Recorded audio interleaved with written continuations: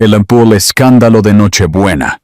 La caída del príncipe corporativo. ¡Atención! Esto es una bomba. El engaño y la traición tienen un precio. Antes de que esta travesía de verdades explosivas comience, asegúrate de suscribirte a nuestro canal, darle un gran me gusta a este video y dejar tu comentario sobre la justicia. Abróchate el cinturón. El Tlacto Punmuro. La traición a la vista de todos. La nieve caía sobre Madrid como finos hilos de plata que se negaban a posarse. Desde los ventanales del ático, la ciudad brillaba bajo la gala de Nochebuena de la familia Cortés. Luces parpadeantes, copas tintineando, conversaciones en tonos bajos y elegantes.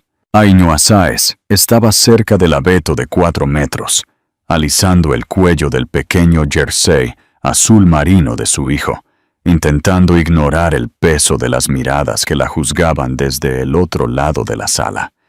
Iker se aferraba a su mano, sus pequeños dedos fríos y temblorosos. Se suponía que la noche sería sencilla: presentarse, sonreír, fingir que su matrimonio no se estaba desmoronando por dentro. Pero en el momento en que sonó el ascensor, algo en la sala cambió. La gente se giró. Las conversaciones se cortaron. Javier Cortés entró vistiendo un esmoquín negro a medida, la confianza goteando de cada paso pulcro. Y a su lado, brillando con un vestido de seda roja, estaba la joven becaria, de la que todos habían susurrado durante meses. Javier ni siquiera la ocultó esta noche. Quería que el mundo viera. El aire se congeló. Ainhoa sintió que Iker se tensaba. Su respiración se aceleró mientras miraba al hombre, al que una vez corrió con alegría sin filtros. El padre, al que había esperado todas las noches. El padre que prometió que estaba ocupado, no ausente. Javier sonrió como si nada estuviera mal, como si su familia no estuviera allí desmoronándose por su culpa. Abrió los brazos como si esperara que Iker corriera hacia él. En cambio, el pequeño rostro de Iker se endureció con un dolor demasiado viejo para sus 5 años. Se dio la vuelta. Se hundió contra el abrigo de Ainhoa, temblando, negándose siquiera a mirar a su padre. Un jadeo recorrió la sala. Las copas de champán se detuvieron en el aire. En el extremo de la escalera, don Rafael Cortés, el padre de Javier, el hombre que rara vez le dirigía más que un cortés asentimiento a Ainhoa, se quedó helado, sus ojos recorriendo al niño, a la becaria y la expresión arrogante de su hijo. Algo ancestral y pesado se movió detrás de su mirada. La sonrisa de Javier flaqueó. «Iker», dijo bruscamente, «ven aquí, ahora». Pero Iker se aferró más fuerte a su madre, susurrando, «No lo quiero, mami». La sala contuvo el aliento. Y ese fue el momento en que don Rafael Cortés dio un paso al frente. Con su voz lo suficientemente firme como para cortar la música por completo, y cambió todo el curso de la noche. El mundo, antes de los Cortés, antes de convertirse en una Cortés, antes de los áticos de Madrid y las galas navideñas, Ainhoa Sáez pertenecía a un mundo más tranquilo, de abrigos de segunda mano, autobuses que traqueteaban por Vallecas y una pequeña biblioteca pública que olía ligeramente a papel viejo y ceras infantiles. Nunca le importó el brillo o el poder. Le importaba mantener las luces encendidas, controlar su ansiedad y mantener a su hermano pequeño fuera de problemas el tiempo suficiente para que sobreviviera a la edad adulta. Esa era su vida, ordinaria, apenas sostenida, pero honesta. Ainhoa creció aprendiendo a no esperar el rescate de nadie. Su madre murió cuando ella tenía 9 años. Su padre desapareció 2 años después, dejando solo deudas y un aviso de desalojo pegado en su puerta. Aprendió a superar el miedo trabajando, cuidando niños, apilando libros y, más tarde, aceptando el trabajo en la biblioteca pública como asistente de circulación. Amaba a los niños que se acercaban a su escritorio con manos pegajosas y ojos curiosos, niños que querían historias, de la misma manera que ella lo hizo una vez. Incluso cuando el dinero escaseaba, Ainhoa se comportaba con una dulzura que hacía que la gente se detuviera. Pero la dulzura no te protege del mundo, especialmente no de alguien como Javier Cortés. La noche que lo conoció, estaba archivando libros devueltos mientras tomaba un café tibio que realmente no podía permitirse. Un hombre con un abrigo de color carbón y zapatos caros se acercó al mostrador, preguntando por un código de impresora. No parecía pertenecer allí. Todo en él gritaba, Barrio de Salamanca. Ainhoa asumió que estaba perdido, pero Javier no estaba perdido. Estaba cazando. Entabló una conversación tan sin esfuerzo que se sintió guionizada. Le dijo que tenía una sonrisa de bibliotecaria, lo que sea que eso significara. Le preguntó por sus libros favoritos, fingió interés y se rió en todos los momentos adecuados. Ella aún no sabía que Javier reflejaba a quien quería controlar. Solo sabía que no se había sentido vista así en años. Así que cuando él apareció la semana siguiente, y luego la siguiente, Ainhoa se permitió creer en la suerte, en el romance, en una vida que podría ser más suave que la que siempre había conocido. Pero la suerte venía con sombras. Javier se enteró rápidamente de su operación de corazón a los 26 años. La deuda que todavía estaba pagando. El hermano al que intentó salvar de la adicción. Interpretó el papel de Salvador de manera tan convincente que ella no notó con qué facilidad la estaban convirtiendo en alguien dependiente, alguien agradecida. Se sintió como amor, pero solo más tarde reconocería cómo el control puede disfrazarse de cuidado.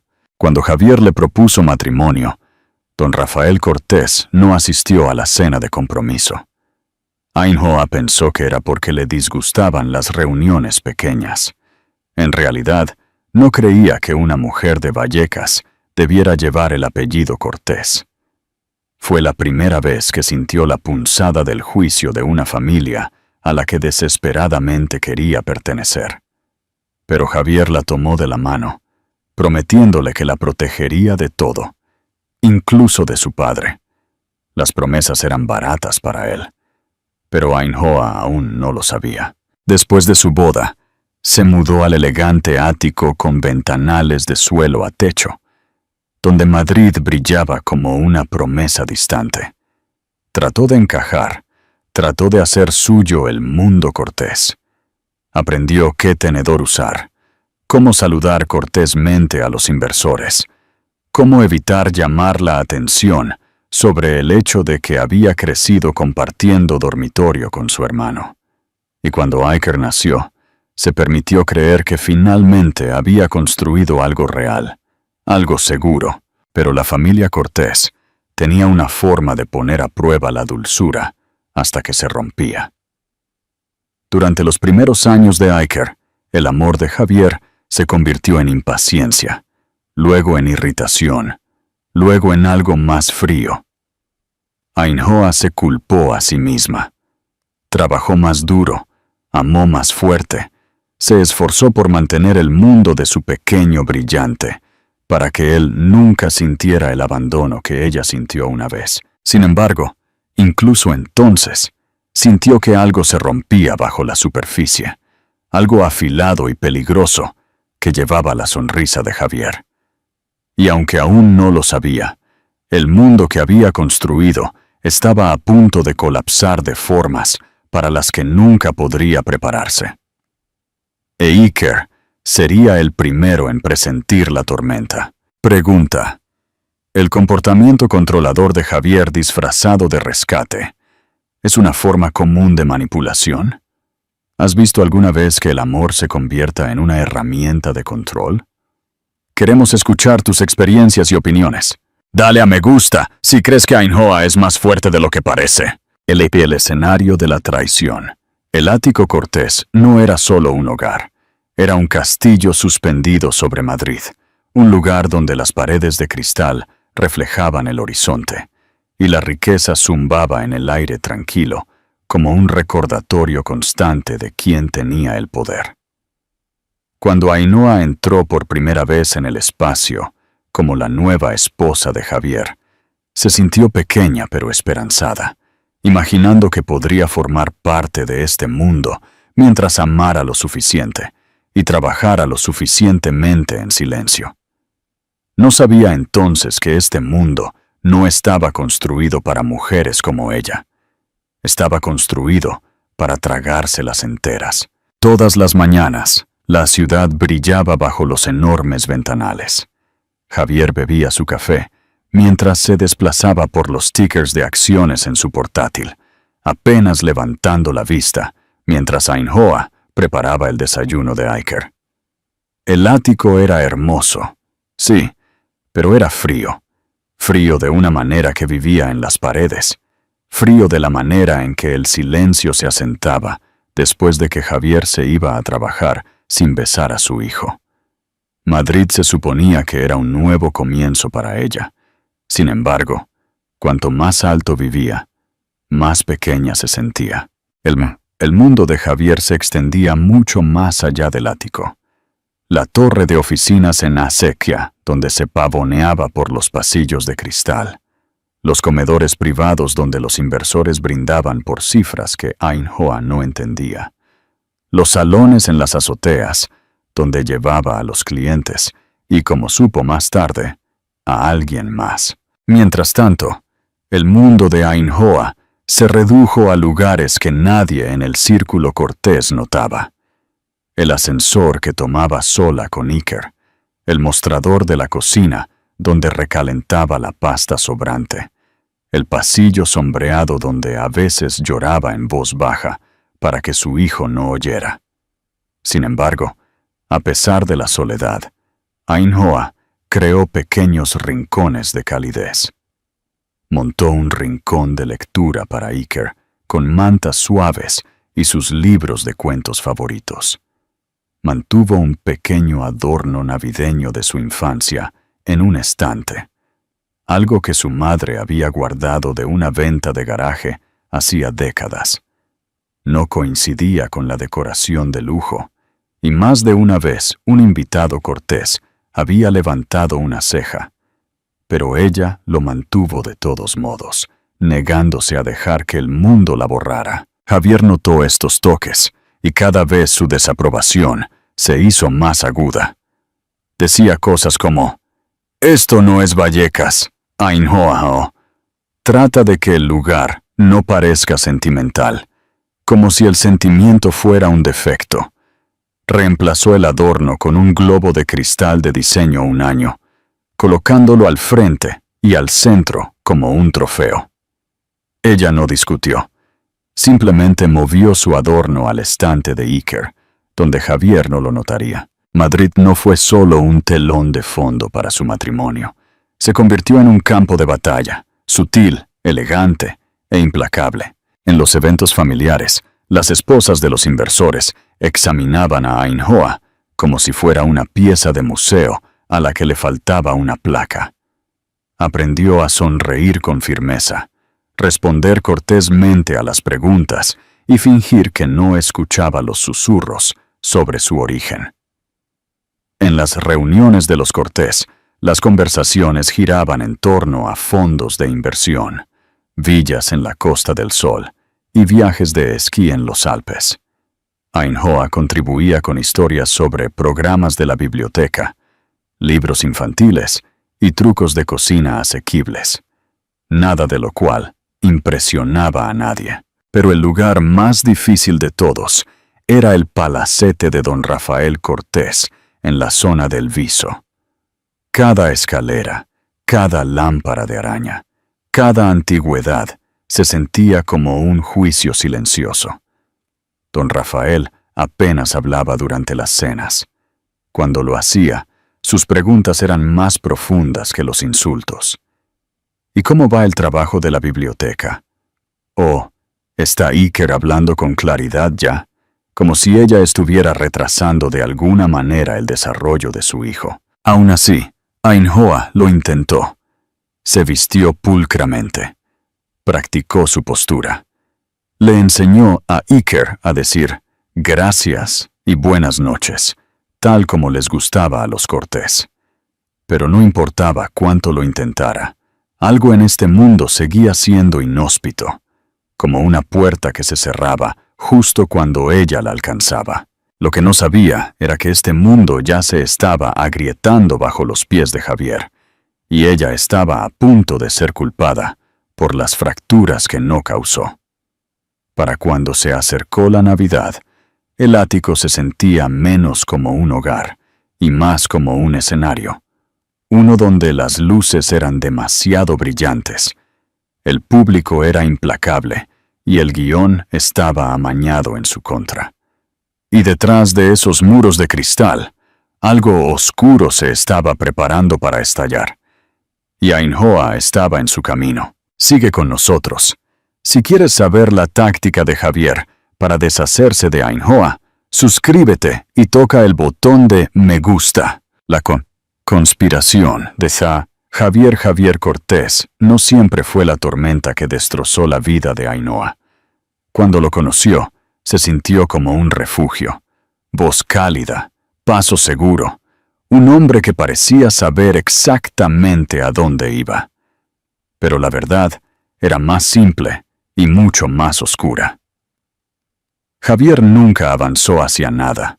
Se alejó de las expectativas, de la rendición de cuentas, de un padre que medía el éxito en imperios y miraba a su hijo como un proyecto a medio terminar. En el mundo Cortés, Javier era el príncipe que nunca se ganó su corona.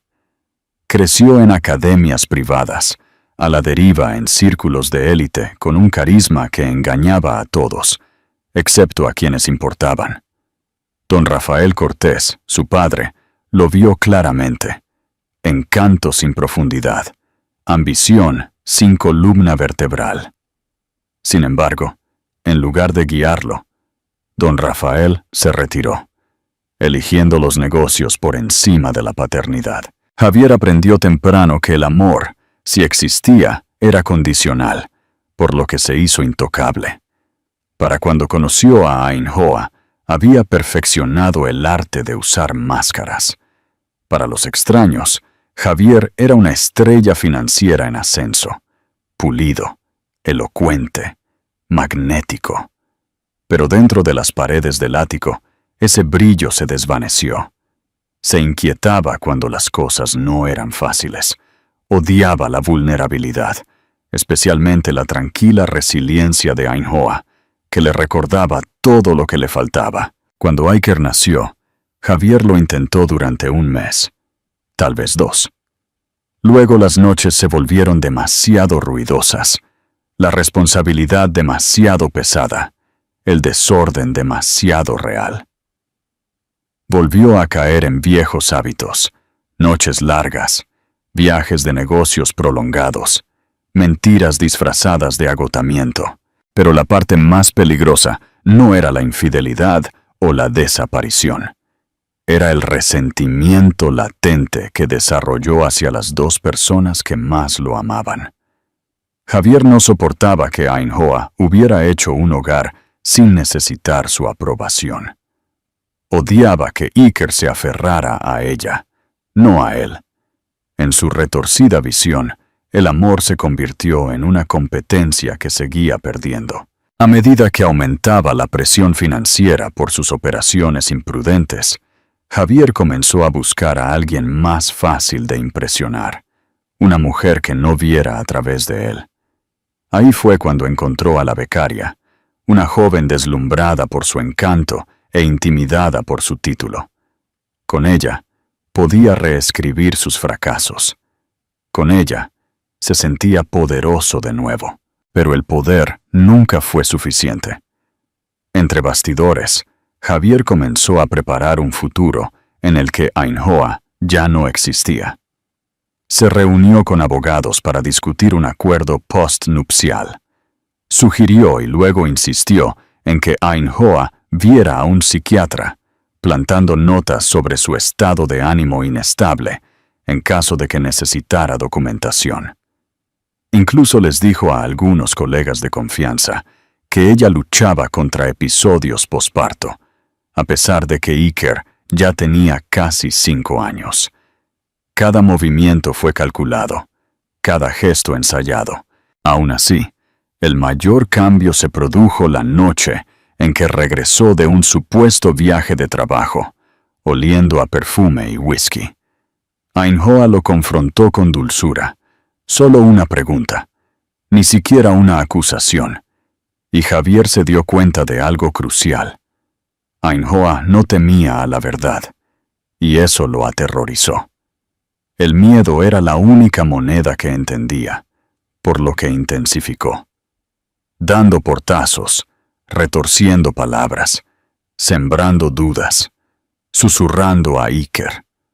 Mamá se confunde a veces, como si condicionara a su propio hijo a verla como frágil. Luego vino la mentira que cruzó una línea que incluso él pensó una vez que era sagrada.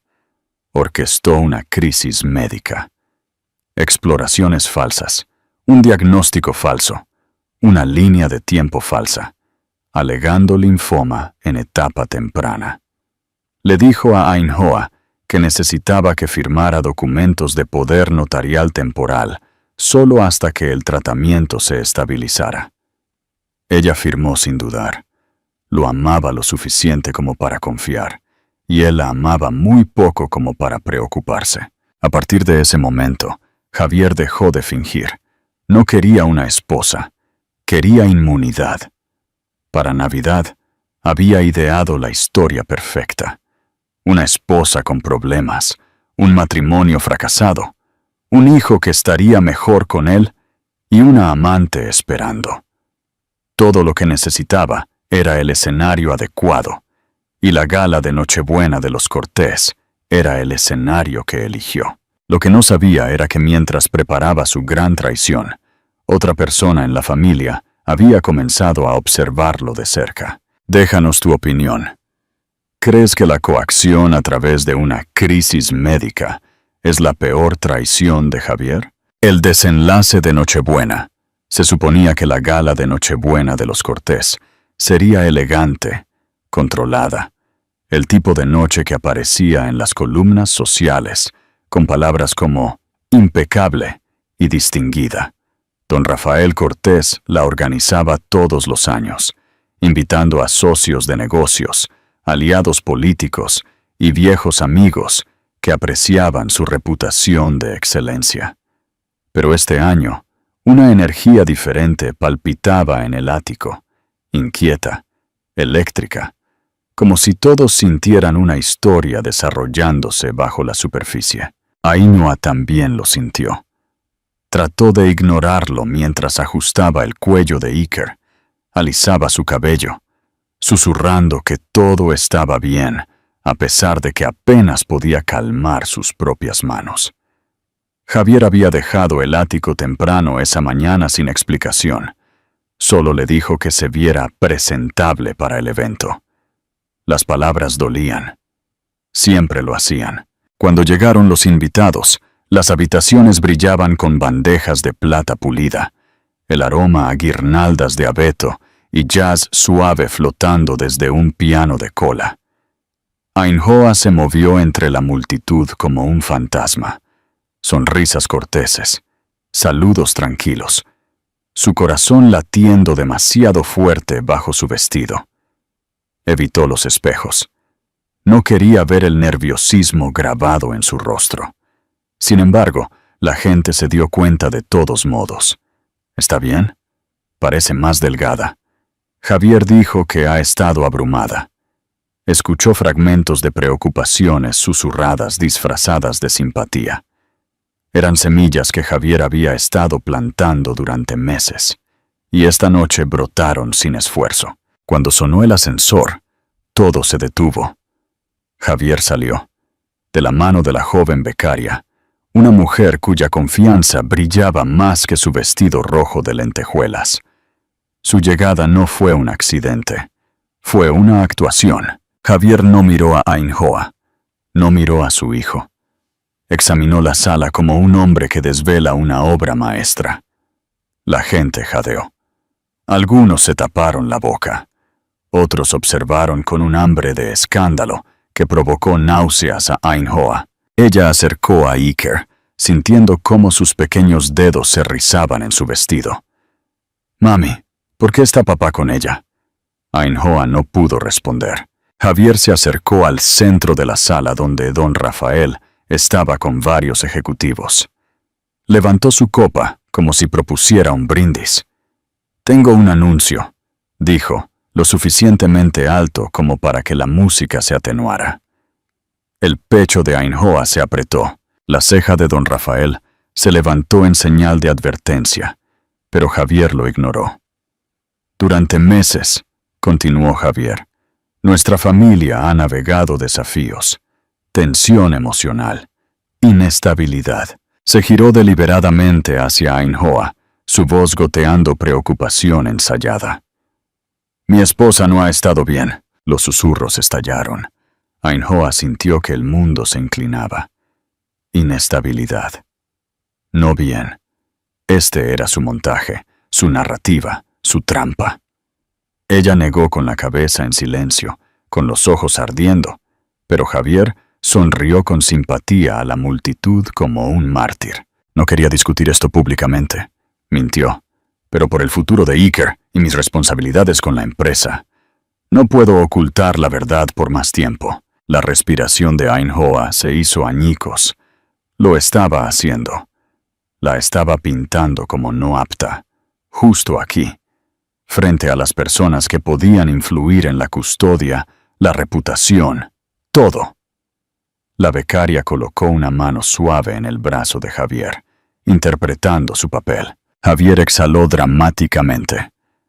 «Esta noche, pido su comprensión mientras tomo las medidas necesarias para proteger a mi hijo». La sala se emborronó.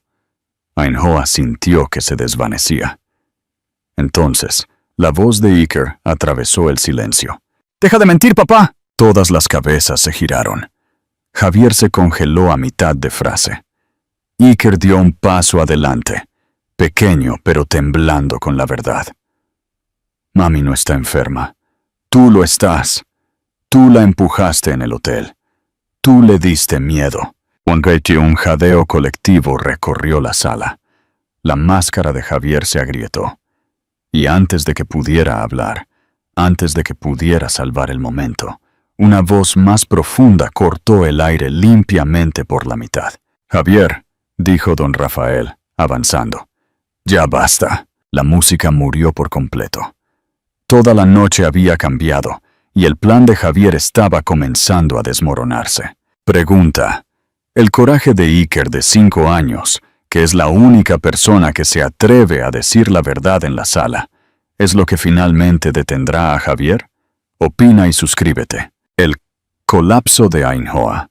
En el momento en que la voz de don Rafael cortó la sala, la gala se fracturó como un cristal. Las conversaciones se detuvieron, la sonrisa de la becaria se desintegró y la expresión de Javier se tensó en algo afilado y peligroso.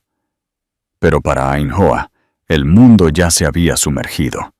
Se sentía como si se estuviera ahogando a cámara lenta, viendo su vida desmoronarse mientras su propio latido tronaba en sus oídos. Iker tiró de su mano, su pequeña voz temblando. «Mami, ¿estás bien?» Ella no pudo responder. El pecho se le apretó tan violentamente que tuvo que retroceder, agarrándose a una columna cercana solo para mantenerse erguida. La impresionante lámpara de araña de arriba se convirtió en una mancha dorada. Escuchó a la gente susurrar, algunos preocupados, otros regocijados por el drama que se desarrollaba. «¿Está teniendo un episodio? Javier dijo que estaba inestable». «Pobre cosa. O tal vez tiene razón».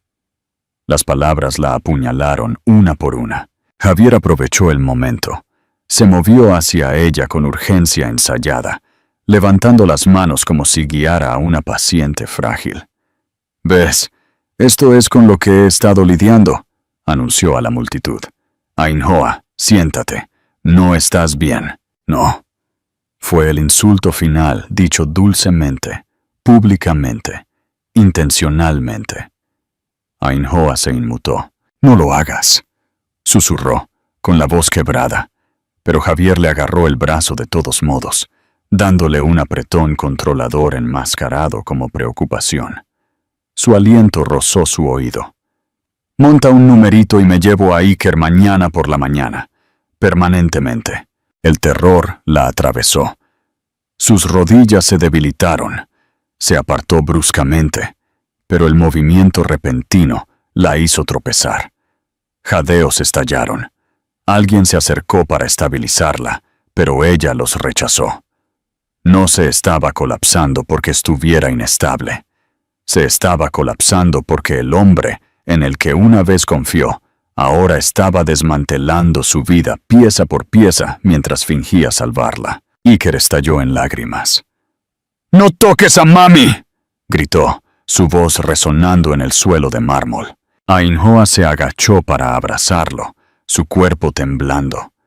Deseó poder ser fuerte por él, pero el peso era demasiado pesado. Semanas de miedo, meses de manipulación, años tratando de encajar en un mundo que la rechazaba. Todo la aplastó a la vez. Enterró su rostro en el cabello de Iker y dejó escapar un sonido que no reconoció, un sollozo pequeño y roto. No fue dramático ni ruidoso. Fue el sonido de alguien que finalmente comprendía que no le quedaba seguridad. Don Rafael observó desde el otro lado de la sala, su mandíbula apretándose. Por primera vez, algo parecido al arrepentimiento parpadeó en sus ojos. Vio no a una mujer frágil, sino a alguien que había sido llevada al límite. La becaria, de repente insegura, dio un paso atrás de Javier. Incluso ella sintió la crueldad en el aire.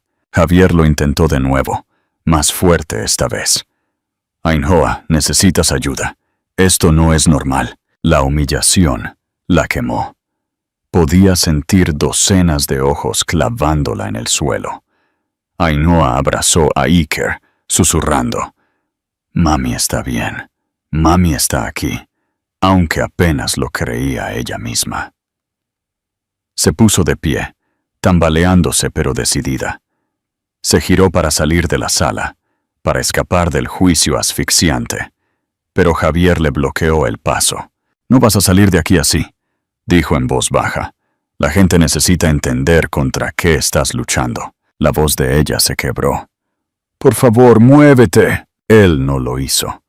Ella presionó una mano temblorosa contra su pecho mientras el pánico subía, apretado, asfixiante, familiar. Había luchado contra la ansiedad desde la infancia, pero nunca así.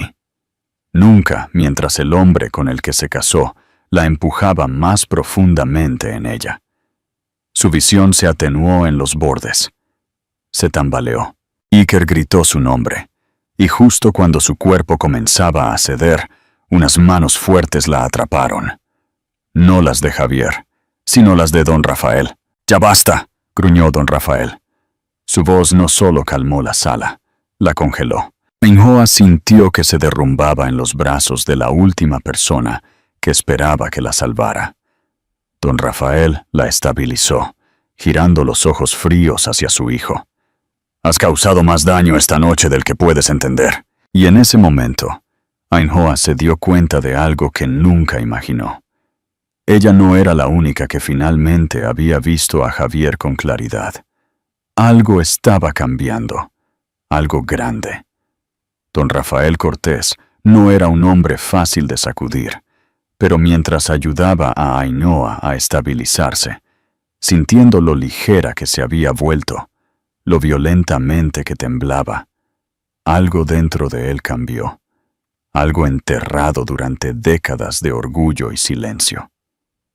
La miró, realmente miró, y no vio debilidad, sino a una mujer aplastada bajo un hijo al que ya no reconocía. Javier sintió ese cambio y entró en pánico. «Papá, no te dejes arrastrar por su drama», dijo, tratando de recuperar el control. «¿Sabes cómo se pone cuando...» «¿Cuándo qué, Javier?» La voz de don Rafael resonó en la sala aturdida. «Termina la frase». Javier tragó. La máscara se deslizó. «Está... enferma. Lo he documentado todo. He hablado con médicos. He intentado conseguirle ayuda, pero se niega». La respiración de Ainhoa se aceleró. Esta era la narrativa que había estado construyendo, y escucharla hablar tan tranquilamente, con tanta confianza, hizo que toda la sala se inclinara a creerle, hasta que otra voz irrumpió. «¿Es por eso que seguiste visitando al doctor Ferrer solo?» Carlota Cortés, la hermana menor de Javier, dio un paso adelante, con los brazos cruzados, los ojos encendidos. «Qué curioso que cada cita que hiciste se programó cuando Ainhoa estaba en casa con Iker». Javier se puso rígido. «Carlota, mantente al margen de esto». Pero ella no lo hizo. Había estado observando en silencio a su hermano desmoronarse durante meses. «Y qué curioso», continuó, «que pediste a su oficina una carta que indicara que ella tenía episodios sin llevarla a una sola sesión. Jadeos». Las rodillas de Ainhoa se debilitaron de nuevo, pero Carlota no había terminado. Levantó su teléfono, desbloqueándolo con un deslizamiento. «Papá, todos tienen que ver esto». Don Rafael tomó el teléfono, su rostro indescifrable mientras pulsaba reproducir. El audio llenó la sala, la voz de Javier, clara e inconfundible. «Solo fírmalo, Ainhoa. Los médicos dijeron linfoma en etapa temprana. No tengo tiempo para discutir». La voz de Ainhoa, asustada. «Javier, ¿de qué estás hablando? ¿Qué médico? Dijiste que estabas bien. Nunca escuchas. Estoy tratando de proteger a nuestra familia. Solo firma el poder notarial. Es temporal». La grabación continuó. Cada mentira, cada manipulación, cada empujón calculado. La mano de don Rafael se apretó alrededor del teléfono. La sala estaba en silencio total. Javier se abalanzó hacia adelante. «Esa grabación está sacada de contexto. Ella lo sabía». «No sabía nada», espetó don Rafael. «Pero yo sí sabía que algo andaba mal. Contraté a un investigador privado hace meses. ¿Y sabes lo que encontró?» Javier se congeló. Don Rafael miró a su hijo con una amargura que provenía de años de decepción. No una esposa enferma, no una madre frágil, sino un hombre deshonesto que ocultaba un desastre financiero. Susurros estallaron. Los ejecutivos miraron. La becaria retrocedió asustada. El corazón de Ainhoa latía con fuerza. Ella no sabía que don Rafael había investigado nada.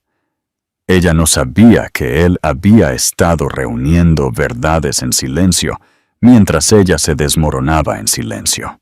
Don Rafael le entregó el teléfono de Carlota al señor Manrique, el abogado de la familia, que había estado merodeando cerca de la parte de atrás. «Manrique, diles», el abogado carraspeó.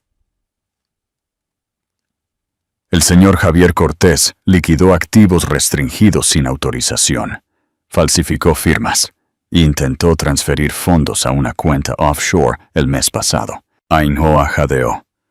La mandíbula de Carlota se apretó. Los invitados contuvieron la respiración. Pero el golpe final aún estaba por llegar. Don Rafael caminó hacia Ainhoa, deteniéndose a solo unos centímetros de ella, su voz más baja, pero temblando de convicción. «También revisé el fideicomiso de mi difunta esposa», le susurró Carlota, incitándolo a continuar. Don Rafael asintió. «Sí. Lo que Javier nunca te dijo, Ainhoa, es que mi esposa, su madre, dejó una provisión personal, un fideicomiso separado, oculto en el archivo de la herencia. No va, Javier». Javier tropezó hacia atrás. ¡Papá, no! Va a ti, terminó don Rafael. A la mujer que ella esperaba que su hijo mereciera algún día. Ainhoa se cubrió la boca, aturdida. Ella vio la bondad en ti antes que cualquiera de nosotros, dijo don Rafael. Y esta noche, finalmente entiendo por qué. El rostro de Javier se drenó de color. Su plan había colapsado pública, brutal, irreversiblemente. Y en el centro de la sala, la verdad finalmente se impuso con Ainhoa. Y por primera vez en años, ella no estaba sola. Pregunta de cierre. ¿Crees que el apoyo de don Rafael a Ainhoa fue por justicia o porque ella era la única manera de salvar el imperio cortés de la destrucción de Javier? Comparte tu opinión final. El drama apenas comienza. Dale a me gusta y suscríbete para ver cómo Ainhoa, la bibliotecaria de Vallecas, se convierte en la nueva matriarca de los Cortés. La aurora de Ainhoa, el poder del fideicomiso y el nuevo destino. El final es solo el comienzo. Ainhoa es ahora la guardiana del imperio. ¿Podrá la dulzura sobrevivir en un mundo de tiburones corporativos? Comenta si crees que aceptará el poder y dale a me gusta para no perderte el ascenso de Ainhoa. El amanecer de un nuevo comienzo. La mañana después de la gala se sintió irreal, como si Ainhoa se hubiera deslizado en una vida que pertenecía a alguien más valiente, más fuerte, más merecedora de lo que ella jamás creyó ser. El amanecer se derramó sobre los ventanales del ático, proyectando un suave dorado sobre las mismas habitaciones que una vez la habían asfixiado.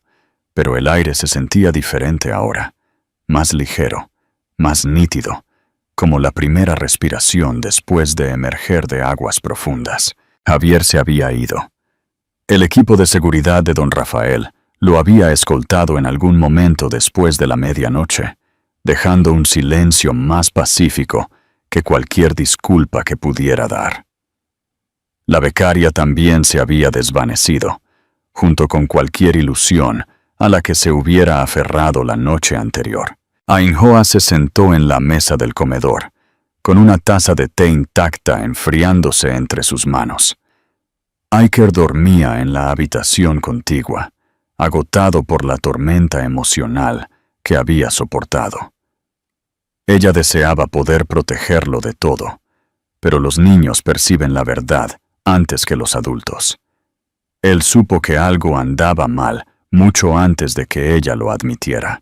Carlota entró en silencio, sosteniendo una pila de ropa cuidadosamente doblada.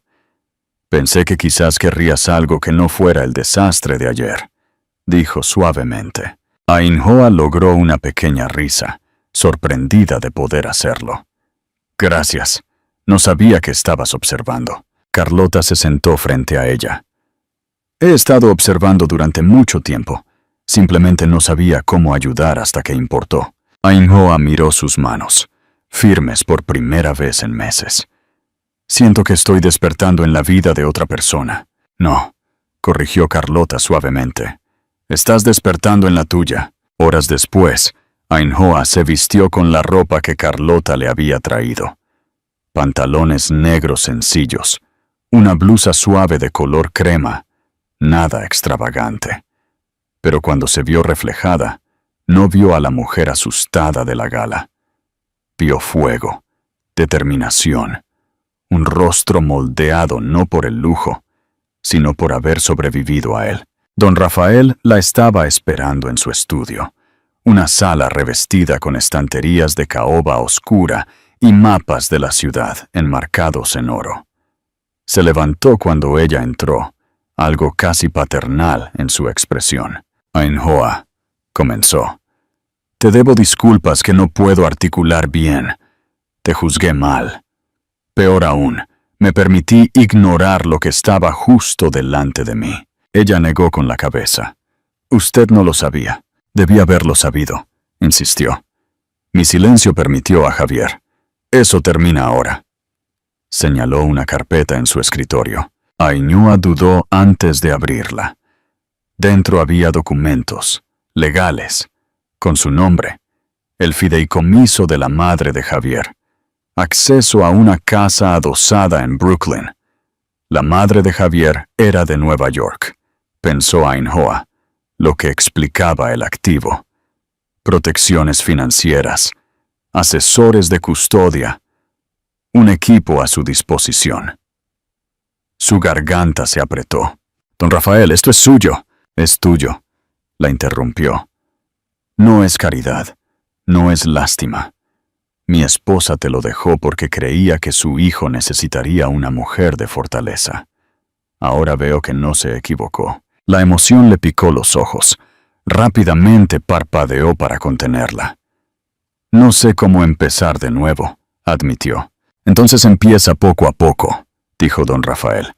Empieza por elegirte a ti misma por una vez.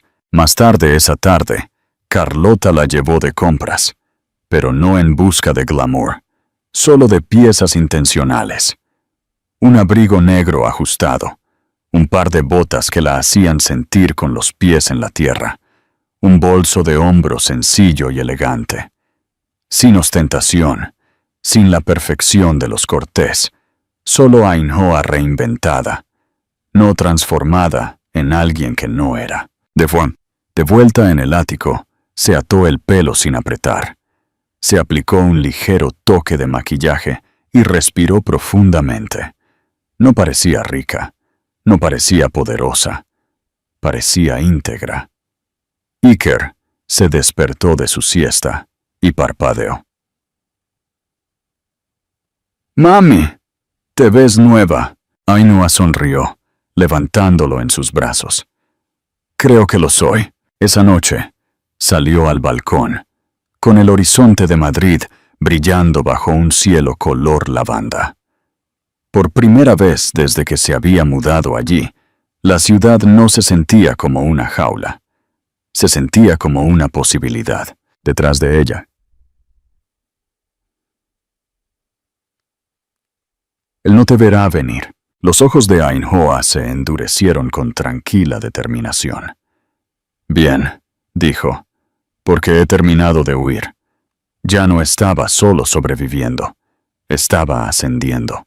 El acto segundo, la reconquista del tablero. La sala de juntas de inversiones. Cortés no fue diseñada para el drama, fue construida para decisiones frías, calculadas y rentables. Los ventanales de suelo a techo enmarcaban el horizonte de Madrid, mientras que una mesa de caoba pulida de 4 metros reflejaba cada mirada tensa. Ejecutivos, abogados y socios senior llenaron los asientos, murmurando mientras esperaban la reunión de emergencia que don Rafael había convocado. Ainhoa entró en silencio, vistiendo el abrigo negro y la calma que se había ganado, no prestado. No estaba allí para actuar, estaba allí para terminar algo. Carlota caminaba a su lado como un escudo, y el señor Manrique la siguió con una pila de documentos sellados. Los rumores ya se habían extendido sobre la gala, pero nadie esperaba que ella entrara en el corazón del poder cortés. Cuando Javier llegó, el aire cambió. Irrumpió en la sala, con la mandíbula apretada, el traje arrugado como si hubiera dormido con él. Su confianza se había ido. La furia temblaba bajo su piel. «No tienes nada que hacer aquí», le espetó a Ainhoa. «Esto es una reunión de la empresa».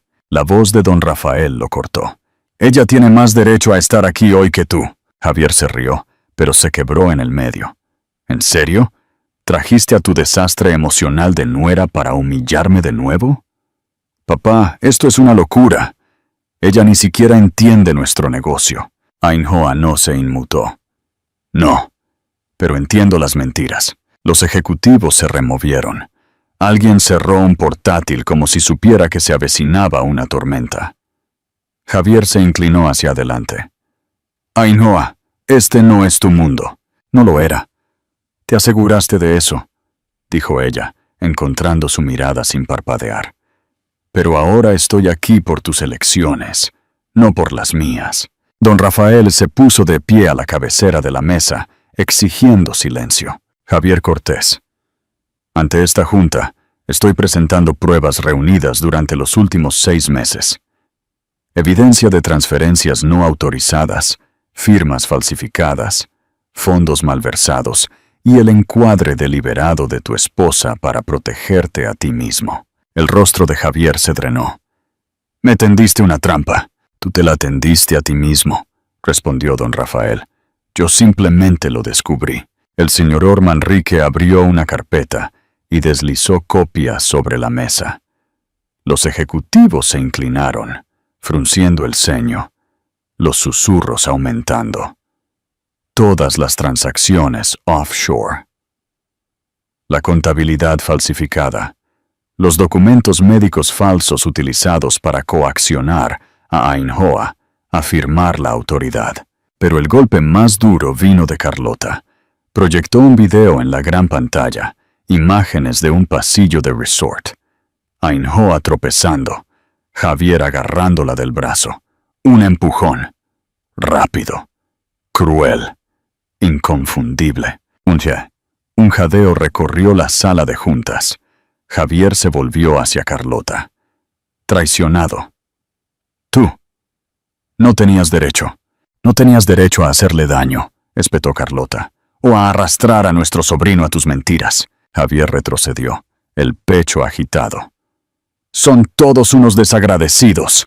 Todo lo que hice fue para proteger a esta familia. Ainhoa se levantó lentamente, su voz firme. No protegiste nada.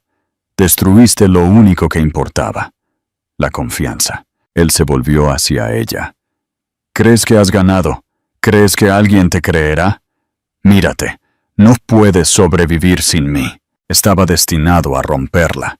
En cambio, encendió algo feroz.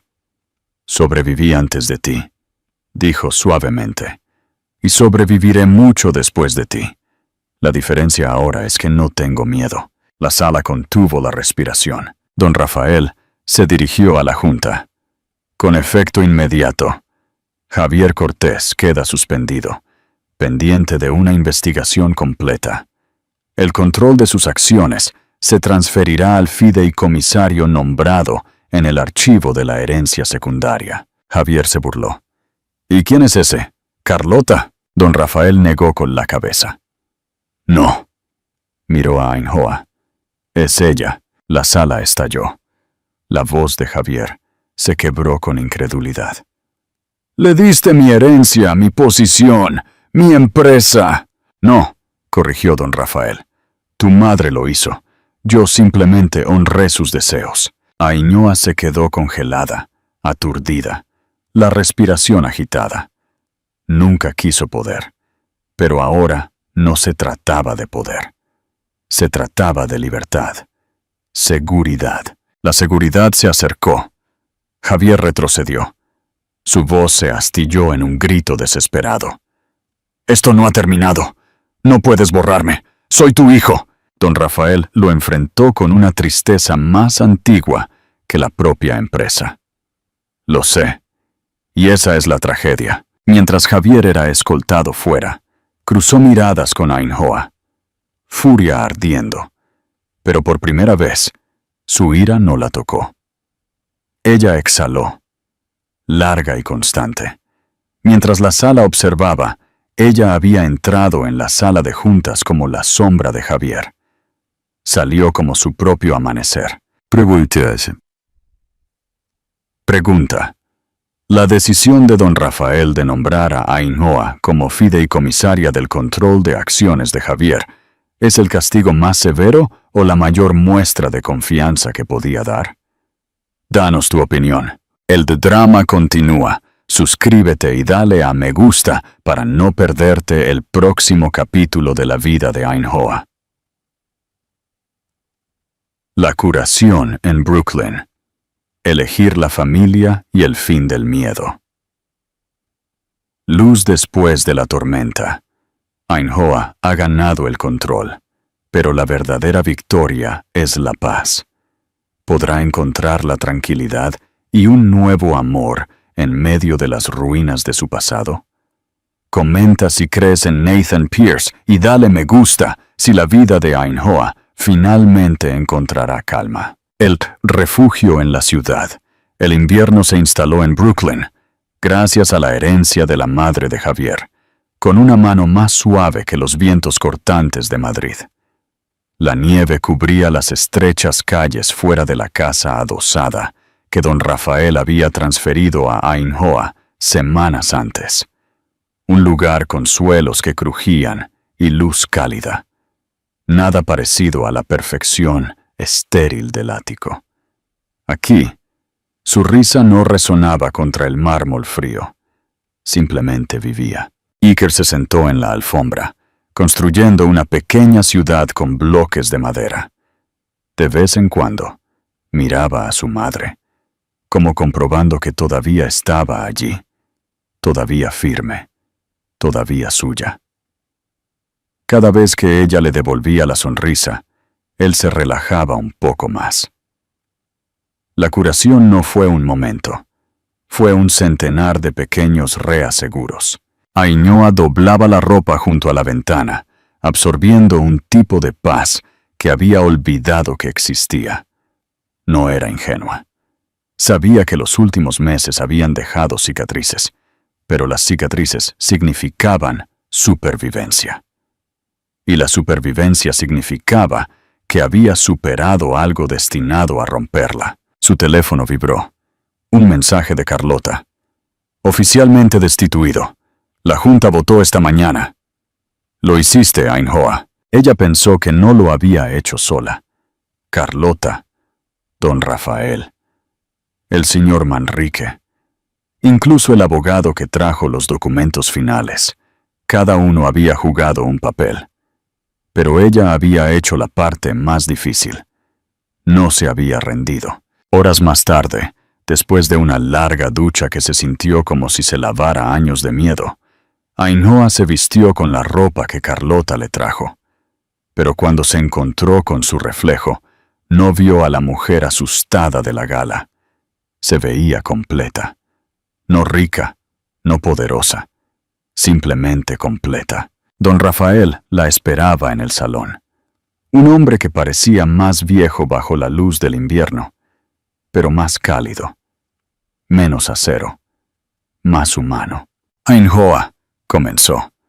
Te debo disculpas que no sé cómo expresar bien. Te juzgué mal.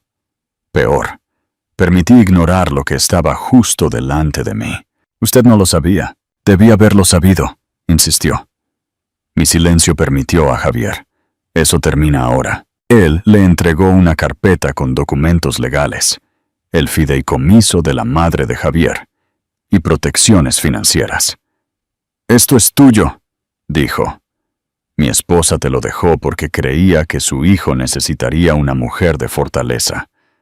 Ahora veo que no se equivocó.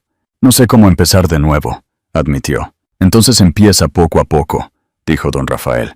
Empieza por elegirte a ti misma por una vez. Pregunta, ¿el arrepentimiento de don Rafael es lo que finalmente le da a Ainhoa el permiso para sanar? ¿O crees que la verdadera curación debe venir de ella misma? Opina en los comentarios. El nuevo horizonte. Más tarde esa tarde, Carlota la llevó a comprar. No para el glamour, sino solo para piezas esenciales. De vuelta en la casa adosada, se ató el pelo suelto, se maquilló ligeramente y respiró hondo. No parecía adinerada, no parecía poderosa, parecía íntegra. Iker se despertó de su siesta y parpadeó. «Mami, pareces nueva», Ainhoa sonrió, levantándolo en sus brazos. «Creo que lo soy». Esa noche, salió al pequeño balcón, con el horizonte de Manhattan brillando bajo un cielo nevado. Por primera vez desde que se había mudado aquí, la ciudad no se sentía como una jaula. Se sentía como una posibilidad. Detrás de ella,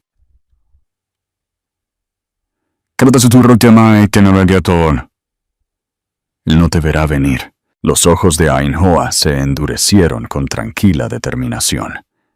Bien, dijo, porque he terminado de huir.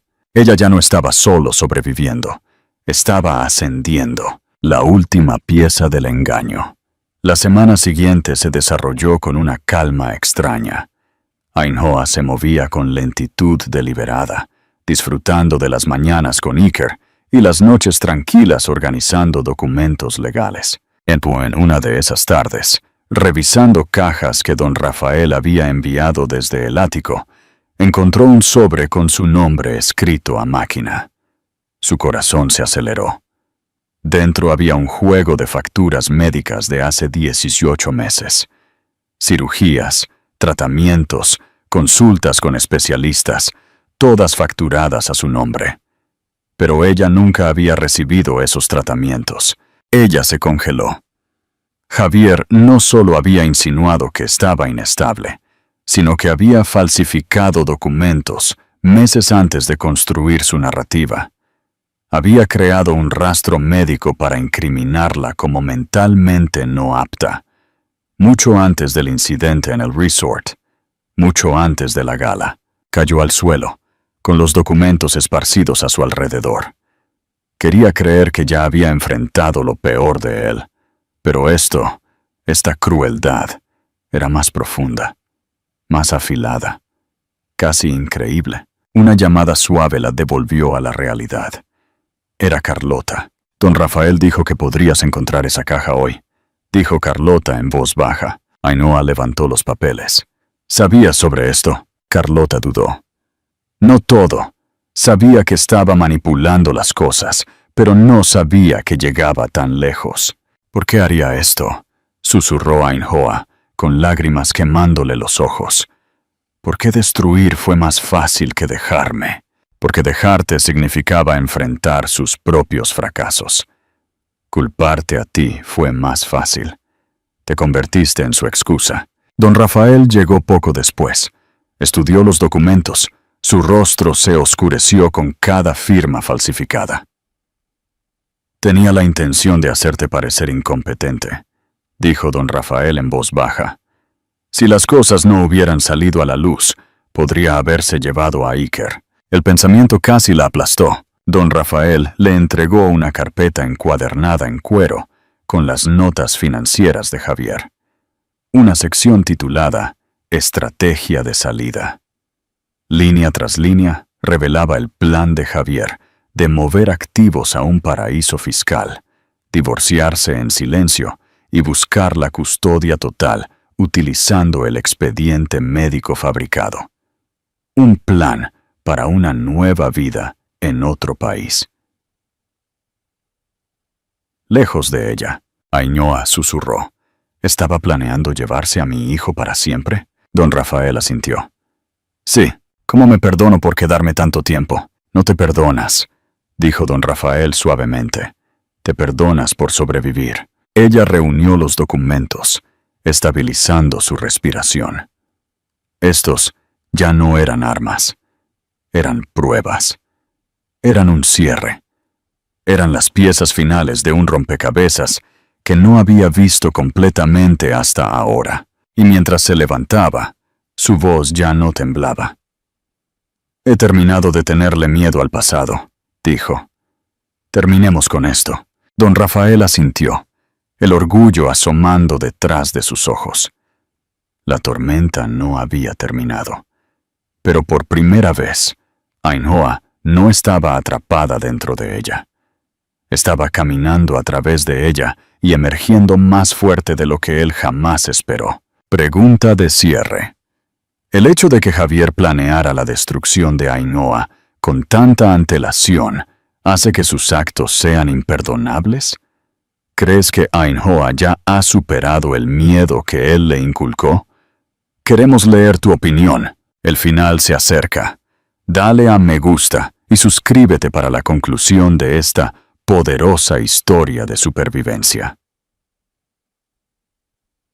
La elección de Ainhoa, la cátedra y el comienzo de todo. Paz y nuevo propósito. El castigo de Javier es definitivo, pero la verdadera victoria es la libertad de Ainhoa. ¿Podrá abrir su corazón al abogado viudo, Nathan Pierce? Comenta ahora y dale me gusta si quieres verla feliz. El desenlace legal y la calma. La semana siguiente transcurrió con una calma inquietante, la que se instala después de una tormenta, pero antes de que el mundo decida qué sigue. Ainhoa se movió con deliberación, enfocada en Iker y en la organización de los documentos legales. Don Rafael la visitaba con frecuencia. Una tarde, llegó con una rigidez en los hombros, señal de que había pasado la noche en vela. Ainhoa, dijo en la cocina, necesito un momento de tu tiempo. Hay más cosas que resolver que su suspensión. La Junta quiere respuestas, estabilidad, un plan claro. ¿Qué decisión?, preguntó Ainhoa. Borrar la influencia de Javier por completo, dijo don Rafael, deslizando una carpeta hacia ella. Dentro había una transferencia total del poder de voto restante de Javier a un fideicomisario independiente y una petición para reestructurar judicialmente su herencia. Ainhoa miró los documentos con el ceño fruncido. Lo estás cortando. Le estoy dando la oportunidad, corrigió don Rafael suavemente, de reconstruir su vida sin destruir a nadie más. Ainhoa cerró la carpeta lentamente. Entendía lo que don Rafael pedía, que se convirtiera en parte de la fuerza estabilizadora del futuro legado Cortés. Por el bien de Iker, no quiero venganza, dijo finalmente. Solo quiero paz. Esto, respondió don Rafael, tocando la carpeta, es lo más parecido a la paz que podemos darte. El cierre de la vieja vida. Esa noche, Ainhoa se sentó sola en el pequeño balcón. La nieve se acumulaba en la barandilla. El horizonte de Madrid era silencioso. Un suave zumbido interrumpió sus pensamientos. Un mensaje de Nathan Pierce, el consultor financiero. Comprobando que estás bien. No por razones legales, solo para asegurarme de que estás respirando en medio de todo esto. Ainhoa sonrió débilmente. Había encontrado en Nathan a un hombre viudo, tranquilo y firme, con una forma de expresar preocupación que no se sentía intrusiva. Estoy respirando, respondió ella, algunos días más profundamente que otros. Eso es suficiente. Una respiración es el comienzo de todo. Cuando volvió a entrar, don Rafael estaba esperando. Tengo algo más que decirte, dijo. Reescribí mi propio testamento, confesó. No para reemplazar a Javier, sino para asegurar que el futuro de Iker no dependa de si su padre aprende alguna vez a ser un hombre decente. Don Rafael, no sé qué decir. Solo prométeme una cosa, susurró. Críalo para que sea mejor que nosotros dos. Ainhoa asintió, su voz apenas audible. Había elegido un papel que nunca quiso, pero para el que finalmente era lo suficientemente fuerte. El asalto final y el no de Iker Javier Cortés, confundido la audacia con la inteligencia, creía que aún podía recuperar el control.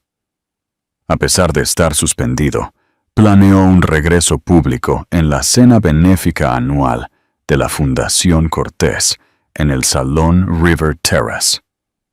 Él se convenció de que si lograba que Iker corriera a sus brazos públicamente, don Rafael cedería. Llegó sin ser invitado horas antes. Se deslizó por una entrada lateral. Estudió la lista de invitados. Su plan: aparecer en el momento álgido, exigir el micrófono y después de un discurso dramático, llamar a Iker, esperando que el niño corriera hacia él, porque no podía concebir un mundo donde su propio hijo le temiera. Ainhoa llegó con Iker, don Rafael y Carlota a su lado. Iker corrió hacia la mesa de postres.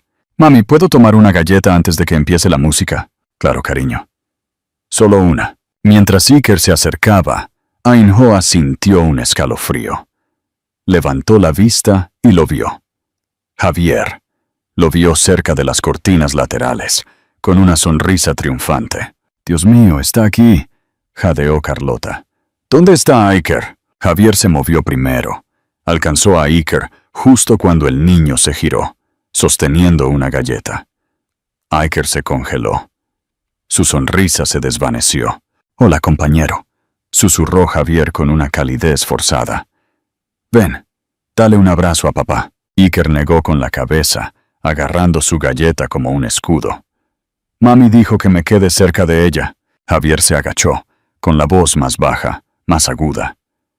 «Tu madre dice muchas cosas que no son verdad». La respiración de Ainhoa se rompió. «¡No te atrevas a tocarlo!». En ese momento, Javier se enderezó, elevando la voz. «Señoras y señores, tengo algo importante que decir sobre mi familia». El cuarteto se calló.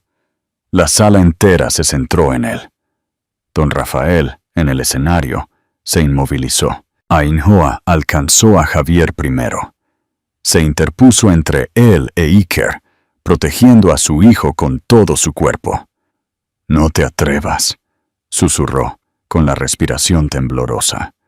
«No esta noche». Javier sonrió. «Este es exactamente el momento que he estado esperando». Pero antes de que pudiera decir una palabra más, una mano firme agarró su hombro. «¡Javier Cortés!». La voz de don Rafael tronó, silenciando incluso el murmullo del río afuera. «Aléjate de ellos». El plan de Javier se desmoronó. Por primera vez, el público no estaba confundido. Todos lo vieron claramente. Y su gran jugada de Navidad se colapsó. La última victoria. Don Rafael se hizo cargo del escenario, asumiendo el control de la sala. Muchos de ustedes saben que mi familia ha enfrentado revelaciones difíciles. Mi hijo insiste en hacer un espectáculo, así que la verdad también será pública. Él reveló las pruebas, el audio, la coacción. La sala se llenó de jadeos y susurros de condena. Javier se retorció. «Esto es un montaje. Es porque la estás eligiendo a ella, esta mujer, sobre tu propia sangre». «Estoy eligiendo la integridad», respondió don Rafael. «Y estoy eligiendo a la persona en la que mi esposa creyó antes de que yo tuviera el coraje de hacerlo». Javier le gritó a Ainhoa. «Eres una don nadie. No puedes sobrevivir sin mí». «Sobreviví antes de ti», dijo ella, con voz firme. «Y sobreviviré mucho después de ti. La diferencia ahora es que no tengo miedo». El público aplaudió, no ruidosamente, sino en una ola de aprobación que la envolvió. Julian se abalanzó, gritando, pero los guardias de seguridad lo interceptaron. Un grito aterrorizado escapó de Iker. Ainhoa se arrodilló, abrazando a su hijo. «Estoy bien, te tengo, mami está aquí». Don Rafael se arrodilló junto a ellos.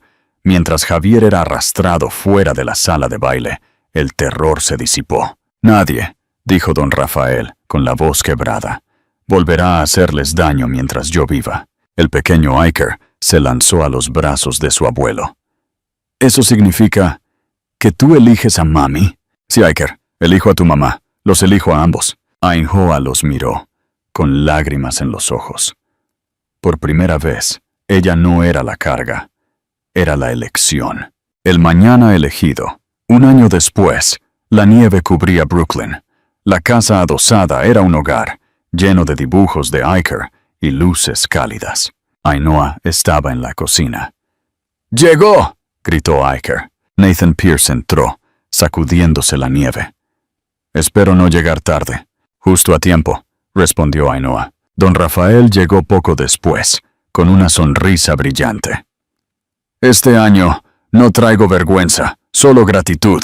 Esta es la casa que tienes que elegir», dijo, mirando a Ainhoa. Ainhoa miró alrededor de la sala, a Iker riendo con Nathan, a don Rafael sonriendo con ternura.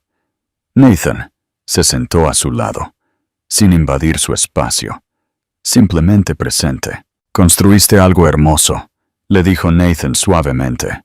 «No lo construí sola». «No», aceptó él, «pero eres la razón por la que fue posible». Nathan le entregó una pequeña caja.